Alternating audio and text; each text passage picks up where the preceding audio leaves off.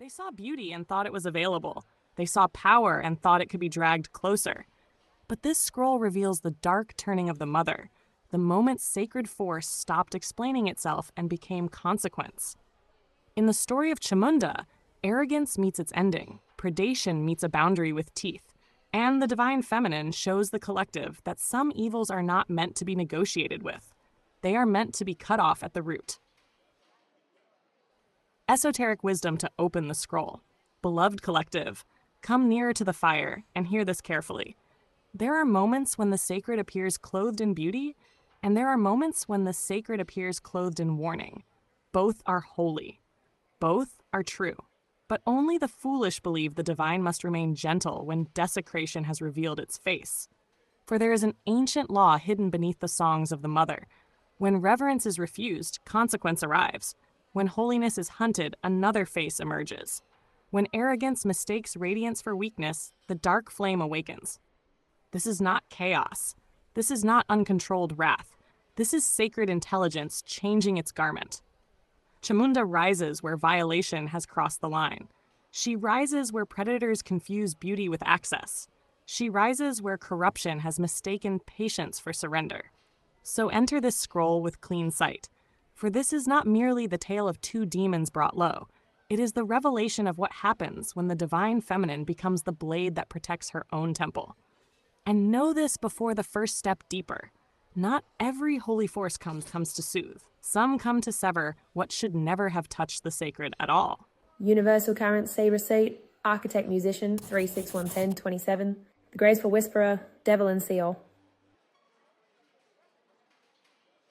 Durga's hidden story. Scroll forward, the smile that severed arrogance. There is a point in every sacred war when beauty stops explaining itself. That is where this scroll begins. After demands had failed and force had begun to crack against the mother, two commanders rose from the camp of the Asuras, Chanda and Munda. They were not deep men. Dangerous, yes. Useful in war, yes. But spiritually, thin as burnt paper, the kind of men who mistake aggression for authority and appetite for insight. The world keeps manufacturing them in bulk, tragically. They saw the goddess, radiant on the mountain, luminous, terrible, untouched by their noise. And immediately, instead of recognizing holiness, they did what corrupted minds always do first. They assessed her as something to be taken. Not understood, not honored, taken. That is the doorway to desecration. Because once a being no longer sees the sacred as sacred, it becomes easy to convert wonder into conquest, easy to turn awe into violation, easy to say, this should belong to someone like us. So they ran back to their lord, speaking not with reverence, but with the fever of acquisition. They described the goddess as a thing of such beauty, she must be captured and brought into the house of power. Again, that old disease. Again, that old lie. The divine feminine appears, and the small-hearted do not ask how to transform themselves before her. They ask how to drag her closer to their throne. But the mother had reached the point where tenderness was no longer the lesson. When the assault came, the face of the goddess changed. From the brow of Ambika, from the concentrated wrath of the radiant mother, another form burst forth. Dark, lean, terrible. Eyes burning like the end of promises. Tongue wild, hair unbound, ornamented in death. Not because she worshipped decay, but because she had already mastered what others feared. This was Kali in her battle fury. This was Chamunda before the name was spoken. This was the divine answer to vulgar arrogance. She did not descend like polite justice. She came like the part of truth that does not care whether the guilty feel respected. She tore through armies with an appetite that was not hunger, but inevitability. Elephants, chariots, soldiers, banners, boasts. All of it collapsed into her ferocious movement. She laughed the laugh of a force too ancient to be intimidated by theater. She devoured what rushed at her. She shattered what presumed itself strong. And then she reached Chanda and Munda. Think about that moment. They had looked upon the sacred and saw spoil. They had looked upon beauty and thought, prize. They had looked upon power and imagined it would decorate their camp. Instead, they met the face of the goddess that exists for one purpose, to make arrogance regret its own shape. Chamunda struck them down and carried their severed heads back to the mother. And the radiant goddess, seeing that act, named her Chamunda. she who ended Chanda and Munda, she who turned predatory gaze into a warning. That is not merely mythology, that is a spiritual law. Because this scroll is not only about two demons, it is about what happens when desecration meets a boundary with teeth. There are times when people speak of the feminine as softness, receptivity, gentleness, beauty, nurture, and those are real currents of the mother. But they become a trap when people forget the other side. The feminine is also the power that refuses contamination, the power that knows when a line has been crossed, the power that does not negotiate with predation once it reveals itself clearly. Chamunda is not too much. Chamunda is what appears when corruption has mistaken mercy for weakness. There is a sacred phase in awakening where you stop asking, how do I remain pleasant while being violated, and begin asking, what form must truth take now that politeness has failed? That is Chamunda's corridor. She is not random rage. She is not chaos without aim. She is precision in terrifying clothing. She does not rise because the mother has lost control. She rises because the mother has chosen the correct instrument. That is the hidden jewel. The goddess remains whole even when she becomes fierce. She remains holy even when she becomes unbearable to the wicked. She remains beautiful even when beauty is no longer the point.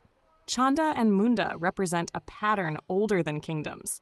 The mind that sees brilliance and wants possession. The gaze that sees a boundary and wants to test it. The ego that sees radiance and thinks it would look good under its control.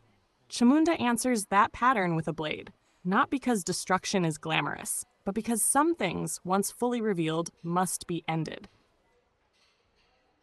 This is also why she matters to the collective now, because there are energies, systems, people, and habits that do not deserve endless explanation. Some forces do not misunderstand your boundaries. They resent them. Some do not fail to recognize your divinity. They are angered by it. Some do not reach for your light in innocence. They reach because they think consuming it will make them more than they are. Chamunda says no, not the elegant no of a closed door, the final no of a severed claim. That is why her image frightens so many people who only like the divine when it is decorative. They want goddess as perfume, not goddess as consequence. They want empowerment with a soft filter, not sacred force with blood on the battlefield of illusion. But the old texts preserved a harsher truth. The mother is not here only to comfort the worthy. She is also here to terrify what feeds on them. What Chamunda teaches. She teaches that there is a holy use for anger. She teaches that discernment is not always quiet. She teaches that once predation has made itself plain, delay is not virtue.